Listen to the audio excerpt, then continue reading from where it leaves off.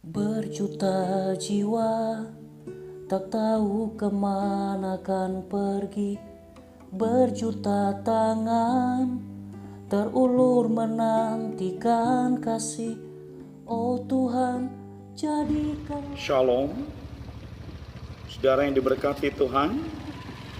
Saat ini kami sedang dalam perjalanan dari kota Teluk Dalam, Nia Selatan menuju ke desa Tanusoyo di Kecamatan Hilisalawa Ahe, Kecamatan Pemekaran dari Kecamatan Lelewau, Nia Selatan.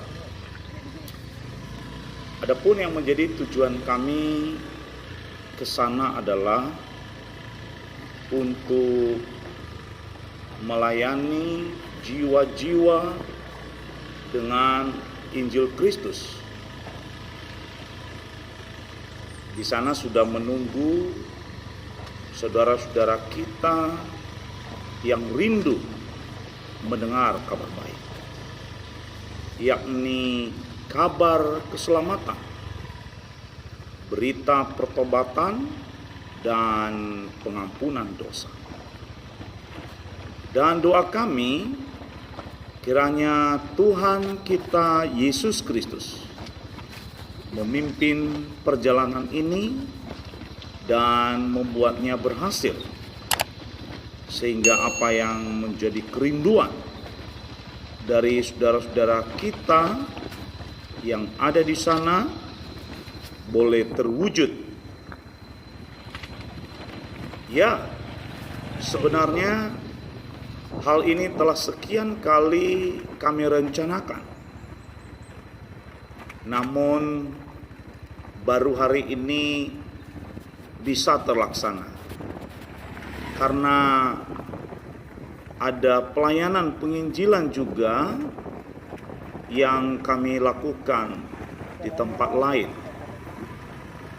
dan kami yakin bahwa inilah waktu yang tepat, waktu yang Tuhan telah tentukan untuk kami dapat melakukannya. Saudara yang terkasih, sebagai informasi saja, jarak dari Teluk Dalam,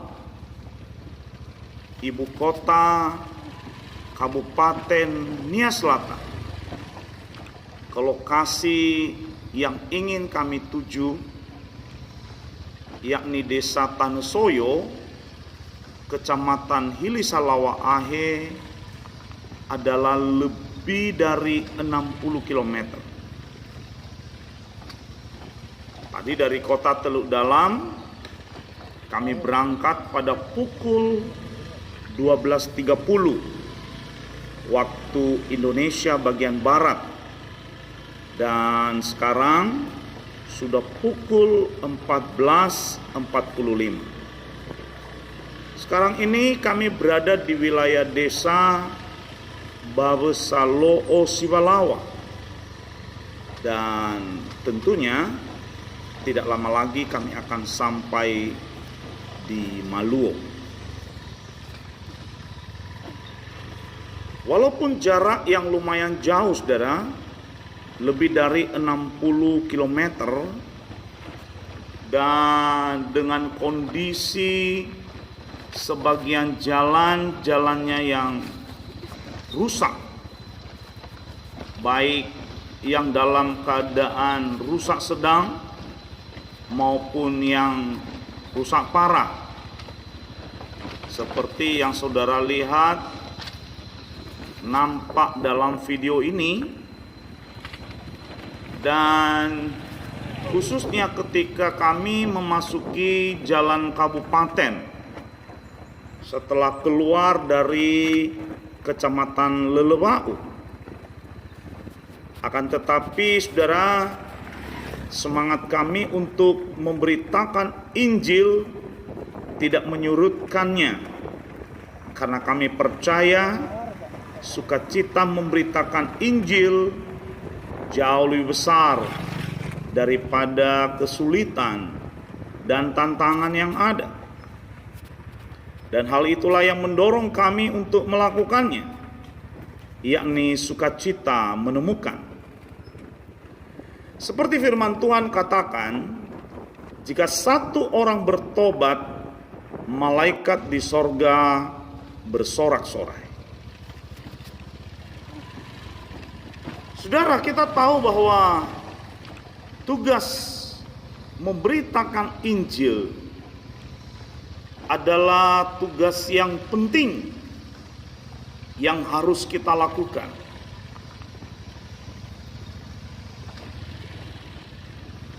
Sebagai orang percaya, kita dipanggil dan kita dipilih Kristus. Bukan hanya untuk datang kepadanya dan memperoleh keselamatan, yakni hidup yang kekal itu. Tetapi Dia juga memanggil dan memilih kita, saudara, untuk pergi bagi Dia, untuk melaksanakan amanat agungnya, supaya setiap orang yang mendengar tentang Dia dan karyanya di kayu salib diselamatkan dan menjadi muridnya. Saudaraku, sebagai murid Kristus, kita wajib menaati perintahnya. Kita wajib menuruti firman-Nya. Kita harus menaatinya. Injilnya harus diberitakan, supaya semua orang mendengarnya. Saudara, ini tugas kita. Tugas yang dipercayakan Tuhan Yesus bagi kita, di mana kita adalah saksi-saksinya. Kita yang telah diselamatkannya, Kristus menghendaki kita untuk melakukan tugas ini. Ini panggilan hidup kita. Ini pelayanan penting yang semestinya tidak kita abaikan. Kita tidak boleh menganaktirikannya. Kita tidak boleh menganggap remeh tugas ini. Sebab Tuhan Yesus sendiri yang memerintahkannya untuk kita mengerjakannya. Saudara, sekarang ini ada banyak gereja yang tidak lagi memberitakan Injil. Gereja tidak lagi fokus memberitakan panggilan pertobatan dan berita pengampunan dosa itu. Sekarang ini lebih banyak gereja sibuk dengan membangun gedung-gedung besar dengan nilai yang fantastis untuk menampung jemaat-jemaat pindahan dari gereja lain. Ada banyak gereja sekarang ini tidak lagi memprogramkan program-program bagaimana caranya memenangkan jiwa. Tidak lagi memprogramkan program bagaimana Injil dapat diberitakan kepada orang-orang yang belum mendengar Injil. Sekarang ini gereja tidak lagi sibuk untuk mencari jiwa-jiwa yang terhilang dan yang tersesat, tetapi gereja-gereja lebih mengembangkan cara-cara bisnis dengan iklan-iklan promosi untuk menarik domba-domba dari gereja lain. Gereja-gereja Tuhan masa kini lebih berorientasi pada aset dan materi ketimbang jiwa-jiwa.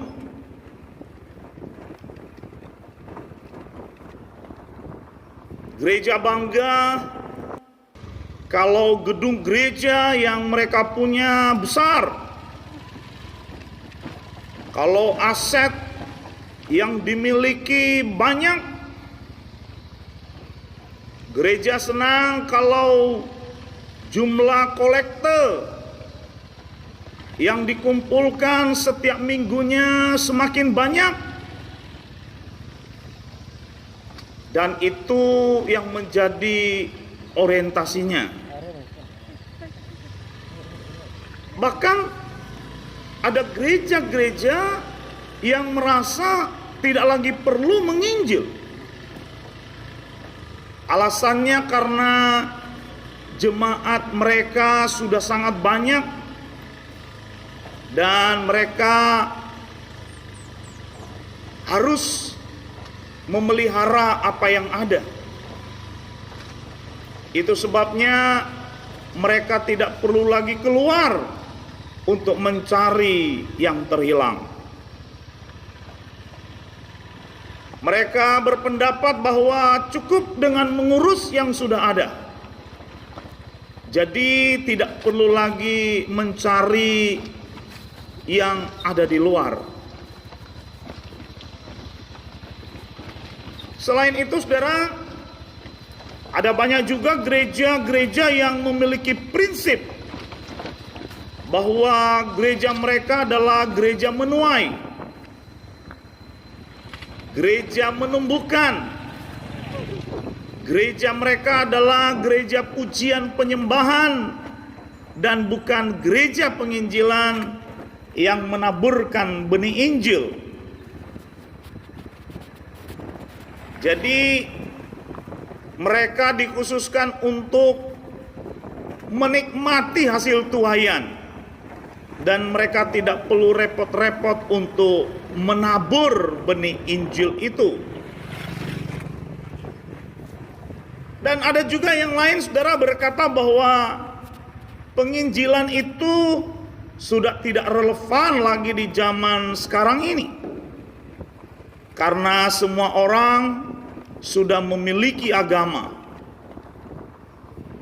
Saudara, lihatlah betapa sangat memprihatinkan kondisi ini.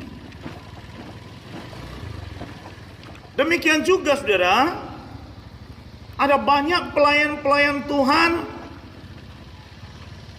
ada banyak hamba-hamba Tuhan, majelis-majelis gereja, para penginjil, ya walaupun tidak semua, merasa bahwa Injil tidak perlu lagi diberitakan. Itu sebabnya mereka tidak lagi menginjil. Bahkan mungkin mereka tidak pernah menginjil. Mereka merasa bahwa mereka sudah berkhotbah dari mimbar gereja dan itu sudah menginjil. Dan ada juga, saudara, yang merasa sudah menginjil ketika mereka sudah membagi-bagi sembako kepada masyarakat. Ketika mereka melakukan program-program bakti sosial. Jadi mereka merasa ketika mereka membagi-bagi sembako, maka Injil sudah diberitakan. Ya, walaupun ini sebenarnya aneh. Padahal ketika mereka membagi-bagi sembako itu, Kristus yang mati di atas kayu salib untuk penebusan dosa itu tidak tersampaikan. Iti Injil, yaitu Kristus, tidak pernah dibicarakan. Dan yang lain juga berkata, saudara, bahwa menginjil itu tidak harus dengan berbicara. Ya cukup dengan perbuatan kita. Ketika orang lain melihat perbuatan kita yang baik, nah mereka pasti sudah mengenal Kristus. Ya begitulah kondisinya. Dan itulah yang terjadi. Kita tidak melebih-lebihkannya. Itulah faktanya. Saudara, kalau pendeta, kalau majelis gereja, kalau penginjil tidak lagi menginjil, ya tentunya lebih lagi jemaat juga pasti tidak menginjil. Ya, jemaat tidak menginjil. Ya pasti banyak alasannya lah. Yang sibuk lah, yang repot lah, yang tidak ada waktu lah, yang tidak punya karunia penginjilan lah, macam-macam alasannya. Saudaraku, mungkin kita harus berubah. Kita harus mengubah sudut pandang kita yang merasa bahwa penginjilan itu tidak penting. Bahwa penginjilan itu bukan tugasku. Sebab jika kita tidak berubah, maka akan ada banyak orang yang akan binasa. Saudara, tidakkah kita akan berbelas kasih kepada mereka? Tegakkah kita jika mereka binasa selama-lamanya di neraka? Tidakkah hati nurani kita menegur dan mengingatkan kita akan amanat agungnya? Saudara yang terkasih, ini saat yang tepat kita jangkau mereka. Kita beritakan mereka kasih dan kemurahan hati Kristus yang rela berkorban menggantikan hukuman dosa-dosa kita. Kita jangan menjadi orang Kristen yang egois. Mari kita berbagi iman dengan mereka. Mereka membutuhkan Kristus. Mereka membutuhkan belas kasih-Nya. Keselamatan yang diberikan Kristus bagi setiap orang yang percaya, itulah yang terpenting dalam hidup mereka. Saudara, tanpa Kristus, mereka yang tidak mendengar Injil itu pasti binasa. Tanpa Kristus, hidup mereka sia-sia dan tidak berguna. Itulah sebabnya mengapa Tuhan kita Yesus Kristus memanggil kita, yakni supaya kita menjadi penyambung lidahnya untuk memberitakan Injil kasih-Nya yang ajaib. Saudaraku, kita jangan tunggu hingga terlambat. Selagi masih ada waktu, yuk mari kita mengerjakannya. Mari kita bergegas.